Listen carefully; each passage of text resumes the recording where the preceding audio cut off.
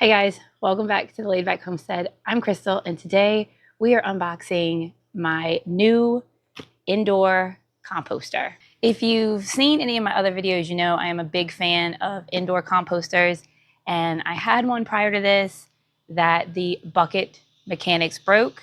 We tried to fix it several times and we just couldn't get it to work. And unfortunately, with that particular one, they did not sell replacement parts.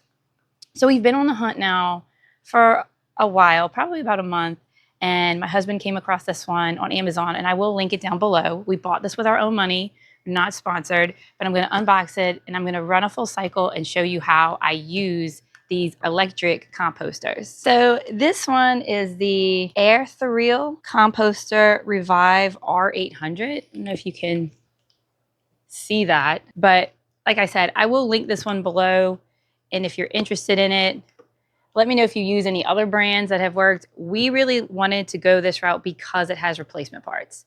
So now I'm going to go ahead and get it opened. It also has a larger capacity bucket than my last one did.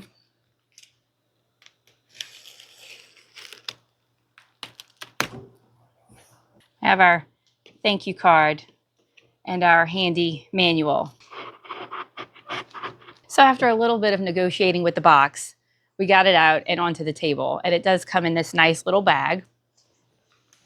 And if you take it off, okay, so the way that it works, it's really quite simple. You just press the button and this pops up on its own.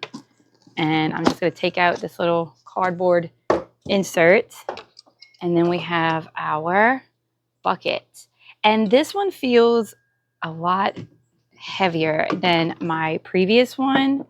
So now I'm going to show you what I'm going to put in here, and we're going to run our first batch. We went ahead and ran an extension cord to get this powered on. I'm just going to take that oddly satisfying screen protector off. See that there are different settings here. And so the one that I'm going to be doing, which is the best quality product for your plants, is the biocompost mode. So that's the one we're going to be running today.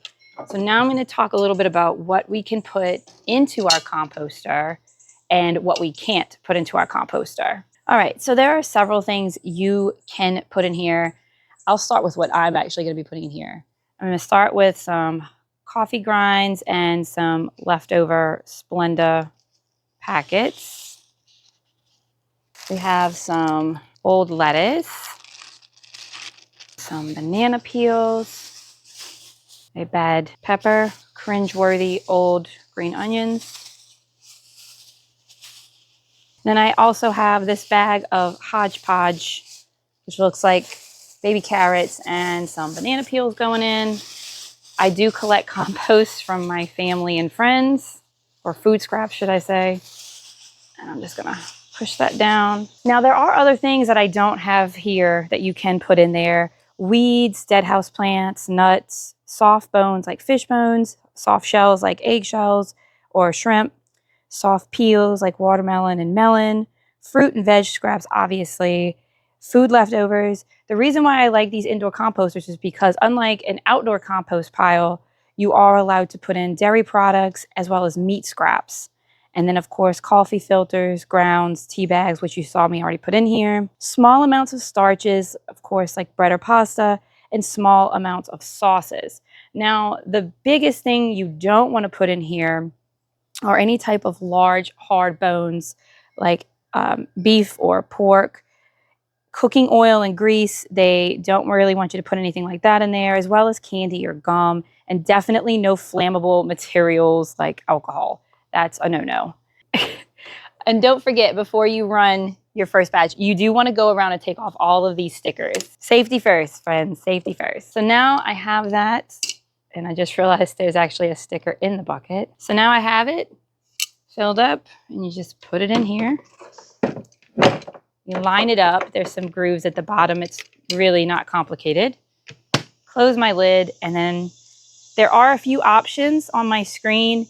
If you want to do a faster compost, you can do an Eco Pre-Compost, which is a shorter version, but I am looking for the higher quality. So I'm going to be doing the biocompost. So you click that and start. So if you can see on the screen, it's telling you what part of the process it's in right now. It's currently drying, and then it's going to move to grinding, and then it's going to move to cooling.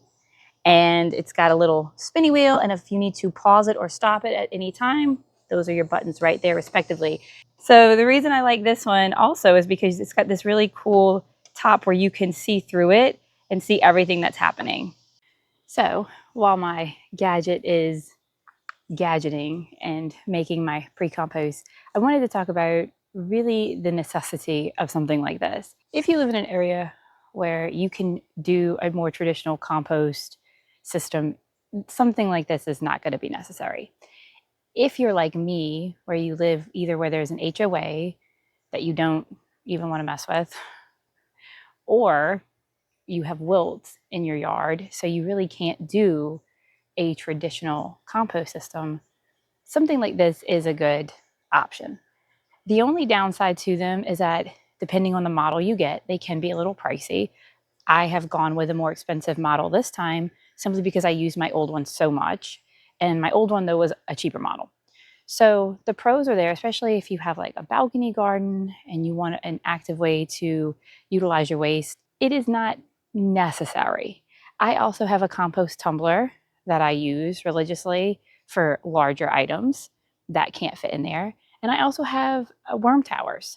So for me, I'm just a girl that likes gadgets. It's not necessary, but it's fun. So after 4 hours of drying, it is now moved into the grinding phase. It's just chugging along. So it is 7:30, all tasks completed, and we can take out our pre-compost. It's kind of hard to see. See if we can get some light. There it is.